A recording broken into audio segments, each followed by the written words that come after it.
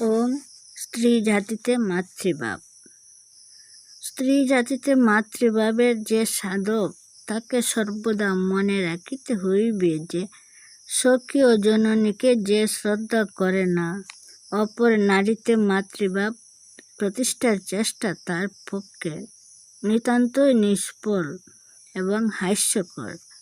যেখানে দেখিবে স্বকীয় জননীর প্রতি সুগভীর ভক্তি নাই, সেখানে জানিবে অন্য নারীতে মাতৃভাবের নাম দিয়া যে ভাবী ওরূপ করিতে চাহ, তাহা প্রকৃত প্রস্তাবে মাতৃভাব কখনো হইবে না।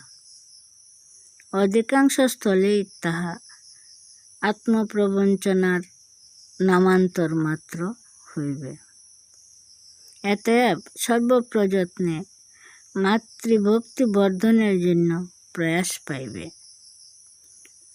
মাতৃভক্তি বর্ধনের উপায় বহু, তন্মধ্যে একটি উপায় হইতেছে মাতৃভক্ত মহাপুরুষদের জীবন বৃত্তান্ত পাঠ।